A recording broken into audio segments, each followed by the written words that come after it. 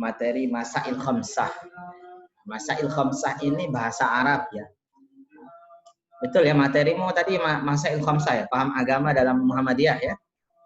Nah, baik, Masail Khamsah, silakan kalian lihat di layar kalian sudah muncul slide-nya.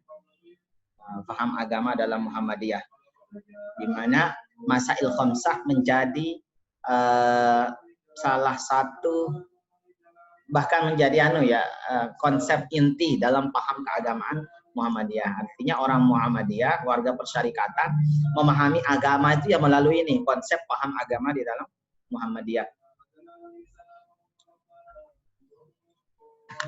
Rozi, antum mana lancarkan di masjid dulu. 20 menit lagi ke sini. Baik, saya lanjutkan. Paham agama dalam Muhammadiyah. Sebenarnya kalau standar standar ideologi dalam gerakan Muhammadiyah itu ada 4 ya. Ada Masail Khamsah yang sekarang akan kita kaji. Ada MKCHM, Matan Keyakinan Cita-Cita Hidup Muhammadiyah. Ada PHIWM, Pedoman Hidup Islami Warga Muhammadiyah. MADM, Muqaddimah Anggaran Dasar Muhammadiyah, seperti undang-undang yang dimiliki Muqaddimah UUD 1945 kalau di negara kita. Nah, Muhammadiyah itu punya MADM, Muqaddimah Anggaran Dasar Muhammadiyah, yang isinya adalah arah gerakan Muhammadiyah. Baik, saya ingin kita fokus langsung ke MKCH Masail Khamsah. Jadi kalau paham agama Muhammadiyah itu secara gampang begini konsepnya. Jadi bagannya kalau kita ingin telusuri proses sehingga munculnya paham agama dalam Muhammadiyah. Jadi Muhammadiyah menganggap sumber ajaran Islam yang pokok itu Al-Qur'an dan Sunnah. Jadi Quran dan Sunnah ini kemudian menjadi dasar gerakan dakwah amar ma'ruf nahi mungkar dan gerakan tajdid yang sudah kita pernah bahas di pertemuan-pertemuan awal gerakan tajdid. Saya ulangi saja, gerakan tajdid itu adalah gerakan pembaharuan, di mana Muhammadiyah memandang pembaharuan dalam bidang dunia itu dengan inovasi. Adapun kalau pembaharuan dalam bidang agama itu dilakukan dengan purifikasi, pemurnian. Dakwah dari Al-Quran dan Sunnah ini kemudian turun konsep-konsep ideologi, standar-standar ideologi dalam Muhammadiyah, yaitu Masail Khamsah, MKCHM, MADM, PHIWM. Sehingga yang menjadi patokan gerakan dakwah atau gerakan tajdid maupun gerakan amar ma'ruf nahi mungkar Muhammadiyah itu adalah ini, Quran, Sunnah, dan standar ideologi organisasi atau ideologi persyarikatan. Yang 4 ini, di mana semua ini dijadikan sebagai wasilah atau perantara untuk menuju tujuan, mencapai tujuan Muhammadiyah yang paling pokok. Tujuan akhir Muhammadiyah itu menegakkan dan menjunjung tinggi ajaran Islam sehingga terbentuk masyarakat Islam yang sebenar-benarnya. Saya ulangi sekali lagi, tujuan pokok Muhammadiyah menegakkan dan menjunjung tinggi ajaran Islam sehingga terbentuk masyarakat Islam yang sebenar-benarnya. Jadi bukan untuk membuat negara Islam, meskipun nanti kalau sudah masyarakat kita ini sudah biasa, familiar, dan sudah sanggup untuk berislam dengan baik, ya ending akhirnya tentu saja kita beragama, bermuamalah, bermuasyarah sekaligus mengurus negara dengan standar Al-Quran dan Sunnah. Baik, sekarang kita fokus pada Masail Khamsah. Nah, Masail Khamsah terdiri dari bahasa, merupakan asalnya di bahasa Arab ya. Asalnya dari bahasa Arab, dari 2 kata, Masail dan Khamsah. Masail adalah bentuk jamak dari mas'alatun. Mas'alatun, mas'alatani, masailun, yang berarti beberapa persoalan. Khamsah bahasa Arab juga, yang berarti 5. Jadi kalau diterjemahkan secara bebas, Masail Khamsah ini tarkib idhofi ya. Dalam bahasa Arab disebut dengan tarkib idhofi. 2 kata yang tidak bisa terpisah. Sama seperti Ada di bahasa Indonesia, saya kurang paham istilahnya apa. Dan misalkan ketika kita mengatakan susu bendera. Nah, susu bendera itu satu kesatuan kata itu. Kalau dipisah-pisah maknanya beda. Susu dengan bendera, beda maknanya. Jadi sama dengan masail khamsah. Ini kesatuan kata yang tidak bisa dipisah-pisah untuk mendapatkan makna yang bagus, ya diambil kesatuan kata. Apa masail khamsah itu? Adalah 5 pokok persoalan yang menjadi pedoman paham keagamaan Muhammadiyah. Yang meliputi agama, ibadah, sabilullah, qiyas, dan urusan dunia. Agama, ibadah, dunia, qiyas, sabilullah. Agama, ibadah, dunia, qiyas, sabilullah. Apa maksudnya? Jadi begini kawan-kawan sekalian. Muhammadiyah dalam memutuskan persoalan keagamaan ketika menjalankan tugasnya, di mana Muhammadiyah sebagai gerakan dakwah amar ma'ruf nahi munkar, gerakan tajrid, dan gerakan Islam, itu melihat Islam itu tidak hanya melulu soal agama saja. Ada persoalan-persoalan dalam Islam yang dia masuk dalam ranah agama. Ada juga persoalan-persoalan yang masuk dalam ranah ibadah. Ada persoalan yang masuk dalam ranah dunia. Ada persoalan-persoalan yang sebenarnya bukan dunia, bukan agama, bukan ibadah, tetapi qiyas, analogi dari dalil syar'i. Ada juga yang bukan keempatnya, tapi sabilullah. Dengan menempatkan persoalan yang dihadapi itu dalam tempatnya masing-masing, diharapkan Muhammadiyah tidak salah, warga Muhammadiyah, ulama Muhammadiyah, dai Muhammadiyah tidak salah dalam menanggapi suatu kejadian, beraksi, melakukan reaksi terhadap aksi yang ada di sekitarnya. Contoh kesalahan dalam menempatkan satu persoalan dalam pandangan Muhammadiyah. Contoh berzikir dengan memegang tasbih. Tasbih ini agama atau dunia? Nah, itu dulu perlu dipisahkan. Apakah tasbih itu, maksud saya alat tasbih yang dipakai putar-putar yang bulat-bulat isinya 33. Ada juga sekarang yang tasbih digital.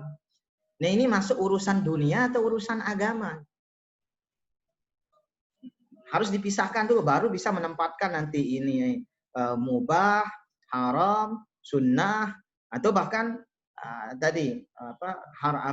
bisa kapan dia menjadi wajib, kapan dia menjadi sunnah, kapan dia menjadi makruh, kapan dia menjadi mandub, bahkan kapan dia menjadi haram. Harus ditetapkan dulu. Mana hal yang ada bid'ahnya, mana yang tidak ada bid'ahnya. Maka harus dipisahkan dulu persoalan itu dalam tempatnya masing-masing, urusan-urusan atau hal-hal yang kita jumpai di tengah masyarakat kita. Baik, sekarang kita masuk ke poin-poin yang ada, 5 pokok persoalan yang menjadi konsentrasi paham keagamaan Muhammadiyah. Yang pertama soal agama. Agama kalau dalam kamus bahasa Indonesia, dia disamakan dengan ad-din, dengan millah, yang berarti agama. Tetapi kita tidak menggunakan ini sebagai definisi istilah. Ini secara etimologi aja. Jadi ad-din atau agama itu dalam pandangan Muhammadiyah secara terminologi dalam himpunan putusan tarjih dijelaskan ad-din ay ad-dinul Islam alladzi jaa bihi Muhammadun sallallahu alaihi wasallam huwa ma anzalahu Allahu fil Qur'an aw ma ja'at bihi sunnah as-sahihah minal awamir wan nawahi wal irsyadat li salihil ibad dunyahum wa ukhrahum. Yang disebut dengan agama atau agama Islam. Jadi dalam Muhammadiyah memandang agama itu definisinya terbagi 2. Ada definisi umum, ada definisi khusus. Definisi khususnya agama yang dimaksud adalah agama Islam yang diturunkan kepada Nabi Muhammad sallallahu alaihi wasallam dalam Quran maupun dalam sunnah al-maqbullah, baik berupa perintah, larangan maupun petunjuk-petunjuk untuk kebaikan hidup di dunia juga kemaslahatan hidup, kemaslahatan hidup di dunia dan kebaikan hidup di akhirat nanti. Adapun definisi secara umum, Muhammadiyah memandang agama itu kama syara'ahu Allahu ala lisani anbiya'ihi minal awamir wan nawahi wan isyadat li salihil ibad dunyahum wa ukhrahum. Semua agama yang telah diwahyukan Allah kepada seluruh nabi dan Nabi Adam sampai Nabi Muhammad sallallahu alaihi wasallam yang untuk kebaikan hidup manusia di dunia sampai dengan akhirat. Jadi kalau definisi secara khusus yang dimaksud dengan agama itu ya agama Islam ditunjukkan kepada Nabi Muhammad saja. Tapi definisi secara umum yang dimaksud dengan agama semua ajaran Allah yang diturunkan kepada seluruh anbiya wal mursalin. Baik, dalam kajian agama secara umum dia dibagi menjadi dua ya. Ada agama samawi, agama yang sumbernya langsung dari wahyu Allah. Ada agama yang ardi, sumbernya cipta rasa karsa budaya manusia. Baik, sekarang saya ingin melihat langsung. Jadi unsur agama itu dalam Islam, unsur sederhana yang membangun agama ini ada 3. Doktrin, ritual, dan nilai universal. Doktrin dalam agama kita disebut dengan akidah. Lalu ada ritual disebut dengan ibadah. Ada unsur akhlak, nilai universal, di mana semua kebaikan di dalamnya dalam ajaran akhlak itu apapun agamanya akan menerima itu. Nah, ini kemudian melahirkan satu konsep yaitu dinul Islam, agama. Bagaimana Muhammadiyah memandang soal agama? Persoalan agama ini tidak boleh dirubah-rubah, tidak boleh diinovasi, tidak boleh dilakukan dinamisasi di dalamnya. Pokoknya bagaimana yang ada dari Rasulullah SAW dalam diajarkan Allah dan Rasulnya dalam Quran dan Sunnah, itulah yang kemudian diamalkan. Baik itu dari sisi akidah, baik atau dari ibadah, atau dari sisi akhlak. Contoh dari segi akidah yang urusan agama, bahwa Allah itu Esa. Yang kita sembah itu Allah yang Esa. Keyakinan kita lam yalid walam yulad. Dia tidak beranak dan tidak diperanakan. Maka kalau ada persoalan di tengah masyarakat atau orang yang mengatakan bahwa Allah itu punya anak, punya orang tua, punya tetangga, menantu, dan sebagainya, ini bertentangan dengan agama kita. Dan Muhammadiyah berpaham dalam konsep agamanya tidak boleh kemudian diinovasi. Kalau Allah sudah katakan Allahu Ahad, Allah Esa, ya Esa sudah tidak ada. Lam yalid walam yulad, tidak beranak dan tidak diperanakan. Ya maknanya seperti apa adanya. Tidak berada peluang untuk ditafsiri, apalagi sampai kemudian membuat konsep agama yang baru. Kemudian yang kedua dari sisi ibadah. Jadi misalkan Nabi SAW sudah ajarkan sallu kama ra'aitumuni usalli. Salat sebagaimana salatlah kalian sebagaimana aku salat, kata Nabi. Nabi ditanya oleh sahabat, salat mana yang wajib bagi saya? Nabi menjawab as-salawatul khamsah. Salat yang 5. Lah kalau kemudian ada di tengah masyarakat orang atau paham yang berkembang mengatakan salat yang wajib itu hanya 3 waktu, maka ini bertentangan, harus ditolak, bertentangan dengan paham Islam. Pun demikian Muhammadiyah memandang, wah ini urusan pokok, urusan agama. Tidak boleh sholat 5 waktu dirubah yang wajib itu menjadi 3 waktu. Begitu juga urusan akhlak.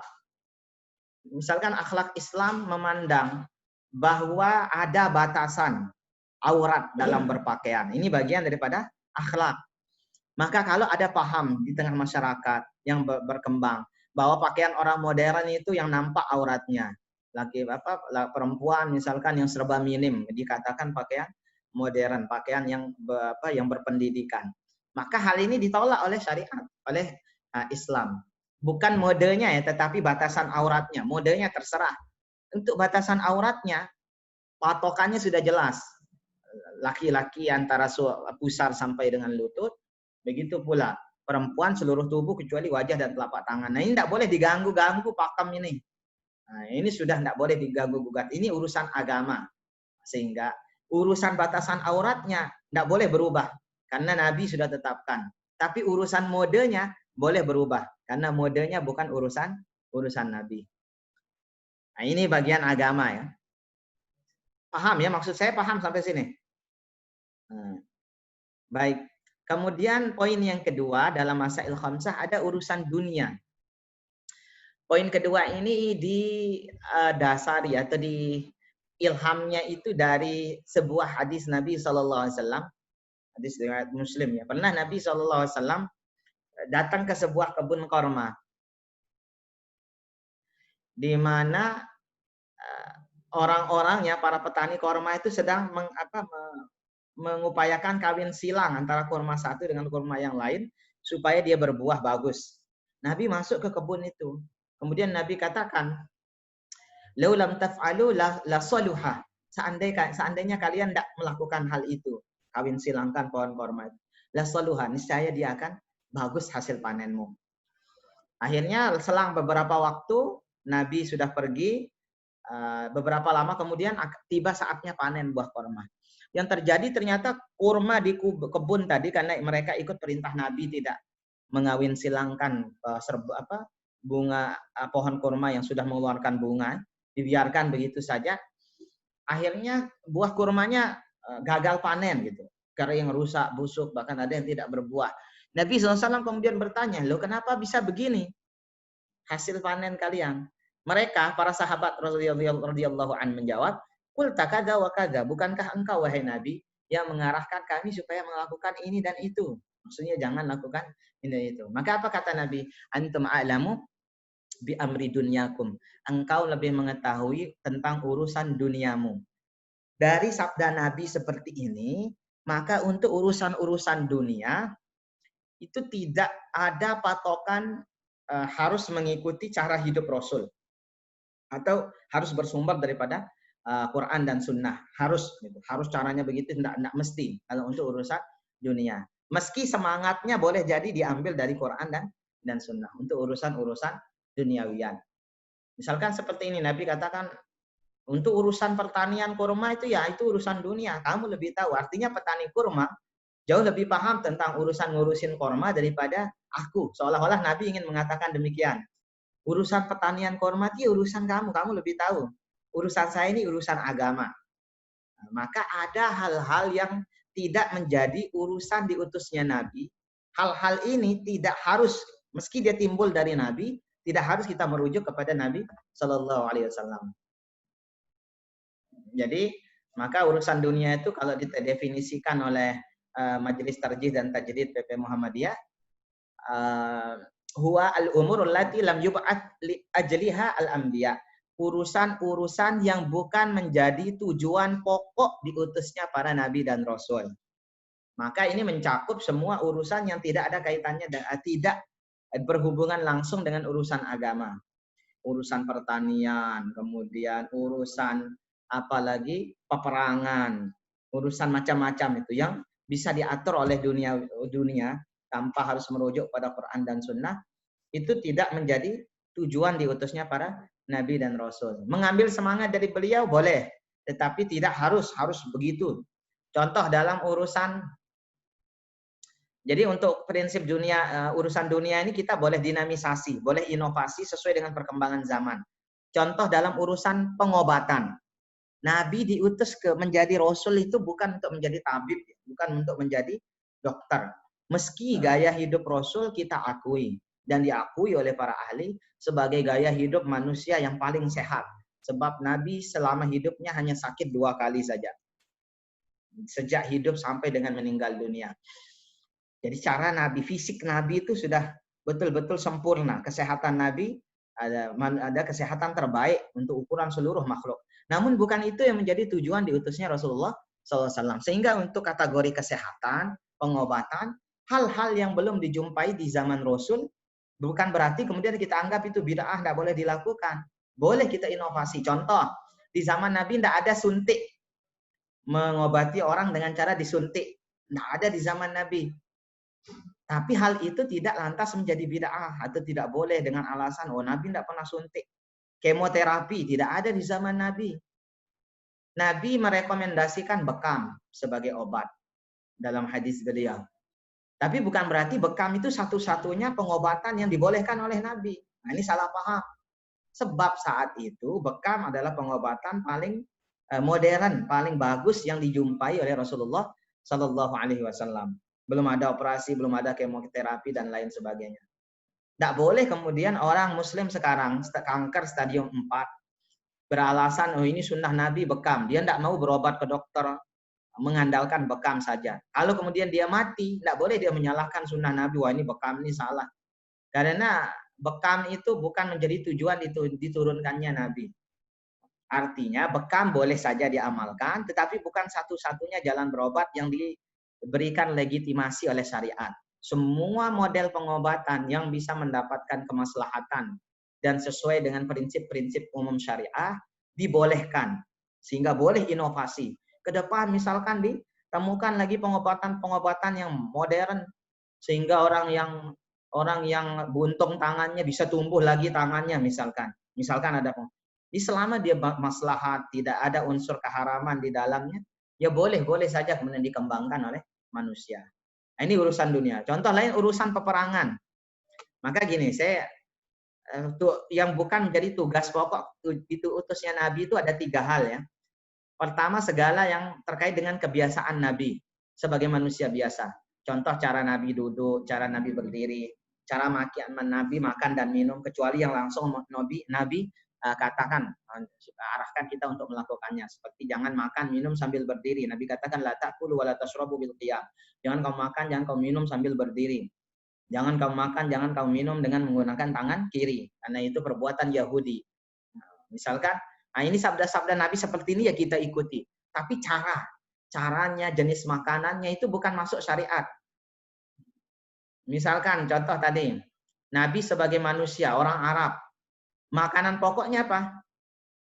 Kurma, roti gandum, daging onta, daging kambing, susu kambing. Ini makanan pokok Nabi. Nah, kemudian bukan berarti bahwa kurma itu sunnah, kemudian pelecing dan ayam taliwang itu makanan yang tidak sunnah. Bukan demikian ya. Makan kurma ya silahkan. Mau makan roti gandum seperti Nabi juga boleh. Tapi kalau tidak kenyang dengan kurma dan roti gandum, boleh kita kemudian makan pelecing, makan nasi goreng, nasi bungkus, apalagi nasi kuning, nasi tumpeng. Ini semua bukan urusan agama. Karena pengalaman hidup Nabi sebagai orang Arab yang makanannya itu seandainya Nabi itu diutus dari suku Sasak misalkan, maka insya Allah makanan yang beken mungkin ya pelecing gitu, bukan kurma lagi. Yang dianggap syariah itu pelecing gitu. Tapi kan makanan tidak ada hubungannya dengan agama. Jadi ada batasan saja. Ada batasan halal haram yang sudah jelas dalam Quran dan Sunnah. Itu saja menjadi batasan. Jenis makanannya, resepnya kayak apa, menunya kayak apa, terserah manusia, inovasi. Boleh. Yang penting menjauhi yang haram tadi. Kemudian yang kedua, segala hal yang menjadi pengalaman Nabi sebagai manusia. Seperti strategi Nabi ketika berperang. Dulu Nabi ketika perang Khandaq, supaya menang, beliau menggali parit dalam-dalam untuk menjadi sekat antara beliau dengan musuh. Sekarang mau gali parit sedalam apapun tidak berpengaruh ke dalam peperangan. Sebab orang perang sekarang pakai sniper itu, pakai senapan panjang tuh. Ada sniper yang meneropong dari jauh dari jarak sekian meter pun bisa kena tembak. Maka tidak boleh kemudian kita atas nama sunnah. Oh, saya sudah sunnah ini. Orang pakai pistol perang tidak apa-apa. Biar saya pakai kuda, pedang, baju besi dan panah saja. Sebab Nabi pakai itu. Tidak bisa kita mengatakan demikian. Sebab kuda, baju perang, panah, tombak di zaman Nabi saat itu untuk perang, itu bukan sunnah. Itu pengalaman hidup Nabi dalam berperang. Andai di zaman Nabi sudah ada senjata-senjata modern, ya tidak mungkin Nabi akan perang menggunakan pedang, panah, tombak, dan sebagainya. Maka saat ini manusia modern boleh inovasi senjata sebagus-bagusnya demi kemaslahatan umat.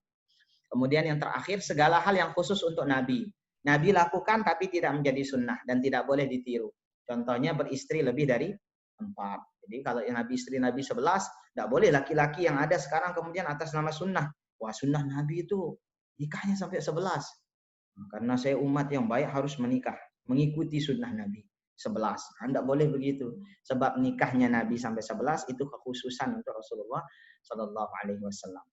Nah ini tuh yang bukan tugas ke Nabi. Ini urusan dunia. Intinya untuk urusan dunia boleh inovasi, boleh dinamisasi seluas-luasnya sesuai dengan kemaslahatan hidup manusia. Yang ketiga ada urusan ibadah. Apa ibadah itu? Upaya mendekatkan diri kepada Allah dengan melakukan segala perintah Allah disertai dengan usaha menjauhkan diri dari segala yang dilarang oleh Allah Subhanahu wa taala. Wal amila bima adina bihi syari, dan mengamalkan apa yang diizinkan oleh syariat. Nah, ini yang disebut dengan ibadah. Jadi ada beberapa unsur di sini. Unsur pertama bahwa ibadah itu tujuannya untuk takarrub kepada Allah. Yang kedua, ibadah itu bisa jadi mengamalkan perintah Allah. Allah suruh sholat, kita sholat. Allah suruh haji, kita haji. Allah suruh puasa, ya kita puasa. Ini ibadah. Bisa jadi juga menjauhkan diri dari larangan Allah. Allah cegah, jangan kamu zina. Ketika berpeluang melakukan zina, kita ingat firman Allah, la taqrabuz zina. Ketika ada seorang laki dengan perempuan ada dalam satu kondisi di mana dia bisa saja berzina, kamar kos kosong, tidak ada orang ngintip, tidak ada orang lihat. Nah, kemudian di saat dia berpeluang berzina, dia ingat Allah. Allah sudah larang berzina. Dia jauhi itu. Saat itu dia dapat pahala ibadah. Yang keempat, bisa jadi ibadah itu dilakukan dengan amila bima adina bihi syari. Mengamalkan apa yang diizinkan syariat. Tidak diperintah, tidak dilarang oleh syariat. Contoh, dia makan, minum. Nah, ini boleh, tidak diperintah syariat, tidak juga dilarang syariat. Dia naik motor, boleh. Tidak ada larangan naik motor, tidak ada juga perintah naik motor. Naik mobil, naik pesawat, dan sebagainya. Ini hal yang boleh saja. Tergantung tujuannya sekarang. Kalau niatnya makan itu, nah, saya makan banyak supaya nanti malam kuat tahajud 11 rakaat, full 1 juz. Makannya bisa berpahala. Ini yang urusan amila bima adina bihi syari, yang mubah, yang boleh. Tapi kalau makannya niat, sekarang makan banyak 2 piring, supaya nanti kuat, lari kalau dikejar, mau nyopet, pergi maling. Makan dulu 2 piring, supaya kuat larinya. Maka makannya itu bisa bernilai maksiat, bisa bernilai dosa. Ini semua unsur ibadah itu dari 4 tadi. Dia terbagi 2, ada yang mahdoh, ada yang ghairu mahdoh. Yang mahdoh, yang khusus, semua yang sudah diatur secara rinci oleh syariat. Caranya, doanya, waktunya, bagaimana pelaksanaannya, sudah diatur rinci. Ini tidak boleh dirubah-rubah. Kaidah asalnya at-taufiq wa ittiba'. Al-ibadatu, al-aslu fil ibadah at-taufiq wa ittiba'u. Asal daripada ibadah adalah tauqifi dari Nabi, serta ngikut bagaimana cara Nabi melakukannya. Contohnya sholat. Tidak boleh kita buat-buat sholat itu. Kalau takbirnya ngangkat tangan, Allahu Akbar 2, tidak boleh kita angkat tangan 1 saja, tanpa udur. Sudah angkat tangan 1 saja, Allahu Akbar. Atau takbir diajarkan oleh Nabi pakai kalimat Allahu Akbar. Tidak boleh kita mengganti dengan asma Allah yang lain. Sebab Nabi mengutamakan Allahu Akbar. Kita tidak boleh ganti Allahu Rahman, Allahu Rahim, Allah Al-Malik. Meski kamu baca 99 semua habis. Allah ya Rahman ya Rahim ya Malik ya Kudus ya Salam sampai As-Sabur. Baca semuanya habis. Tetap tidak akan sah ibadah. Sebab Nabi mengajarkan takbir itu Allahu Akbar. Apalagi sampai diterjemahkan ke bahasa lain. Oh, itu kan Nabi orang Arab, Allahu Akbar. Kita orang Indonesia pakai Allah Maha Besar. Atau kalau orang Sasak, Allah belik gati. Tidak bisa. Orang Bima bilang Allah naik poda. Nah, tidak bisa. Sebab apa? Syariatnya mengajarkan takbir Allahu Akbar. Ini ibadah mahdoh. Tidak boleh diganggu-gugat. Tidak ada dinamisasi, tidak ada inovasi di dalamnya. Paham? Maksud saya sampai sini paham ya? Ini ibadah. Baik, waktunya tinggal sedikit, saya persingkat. Selanjutnya yang keempat ada sabilullah. Sabilullah ini apa? Segala jalan yang bisa menyampaikan kepada kemaslahatan syariat. Segala jalan yang bisa menyampaikan kepada keridhaan Allah berupa segala amalan yang diizinkan oleh Allah untuk memuliakan kalimatnya dan melaksanakan hukum-hukumnya. Jadi sabilullah itu at-tariqul muwassil ila ma yardahu Allahu min kulli amalin adinallahu bihi li'ila'i kalimatihi wa tamfidhi ahkamihi. Segala hal duniawiyah, segala hal yang tidak dilarang, tidak diperintah oleh syariat, tetapi kalau dilaksanakan bisa mengantarkan kepada keridhaan Allah dan tercapainya hukum-hukum Allah. Contoh kecil, tasbih, adzan. Adzan dulu di zaman Nabi tidak ada mic, tidak pakai mikrofon. Cuma Nabi katakan irfa'u aswatakum. Angkat suaramu ketika adzan itu. Sekarang kamu teriak sekuat-kuatnya, tidak akan banyak orang yang dengar. Sebab hidup kita sudah terpisah-pisah, rumahnya lain modelnya dengan rumah Nabi dulu. Sehingga membutuhkan alat. Ada alat yang namanya mikrofon, toa, pengeras suara. Ini kemudian digunakan untuk adzan. Boleh, dan menggunakan mic ini untuk adzan bisa jadi berpahala sebab mengantarkan kepada keridhaan Allah. Mic-nya dipakai untuk adzan. Nah, sehingga hukum asal mic itu ya mubah, boleh-boleh saja dipakai, tergantung dipakai untuk apa. Begitu juga tasbih. Nabi perintahkan kita zikir setelah sholat 33 kali. Subhanallah, alhamdulillah, Allahu akbar, masing-masing 33 kali. Ada orang yang tidak khusyuk kalau tidak ada hitungannya. Kemudian dia menghitung dengan lingkaran tasbih itu, benang yang ada bulat-bulatannya itu. Boleh-boleh saja. Sebab itu perantara, sabirullah. Perantara supaya bisa mengingat zikirnya sampai 33 kali. Meski cara yang terbaik menggunakan jari, tangan, namun tidak masalah, tidak berdosa dan tidak terlarang menggunakan tasbih. Baik itu tasbih konvensional maupun tasbih yang digital. Kenapa? Sebab tasbih itu bukan urusan agama. Tasbih itu hanya wasilah, perantara saja. Yang jadi urusan agama apa? Dzikirnya, adzannya, sholatnya, itu yang menjadi urusan agama. Ini yang tidak boleh dirubah. Tapi kalau alat untuk memudahkan sampainya ibadah ke sana, ya silakan, boleh-boleh saja. Contoh lain, mukanah. Mukanah yang kamu pakai ketika sholat itu, ya tidak ada dulu di zaman Rasulullah. Apalagi kemudian pakai mukanah Syahrini. Wah, tidak ada mukanah Syahrini di zaman Rasulullah SAW. Dulu baju orang itu, perempuan kalau tidak hitam ya putih. Kain yang mudah ya begitu. Dan dia langsung satu kudung gitu. Nyatu jadi satu. Sekarang kan pisah, macam-macam modelnya. Model mukanah itu tidak masalah, silahkan. Asal sholatnya tidak dirubah. Dan batasan aurat dalam sholat tidak direkayasa, dirubah-rubah. Ini yang terlarang. Mau pakai baju biasa pun sholat boleh. Asal baju biasanya menutupi semua aurat yang disuruh tutup di dalam sholat. Ini tidak masalah. Sabilullah itu adalah jalan untuk mencapai keridhaan Allah. Baik, yang terakhir kias. Kias adalah analogi. Menganalogikan sesuatu yang belum ada hukumnya di masa sekarang atau di satu masa dengan hal yang sudah ditetapkan oleh Allah ada hukumnya di dalam syariat berdasarkan persamaan ciri. Berdasarkan persamaan ciri-ciri atau indikator-indikator hal tersebut. Saya ambil kasih contoh saja biar cepat ngerti. Sudah, saya langsung ke sini.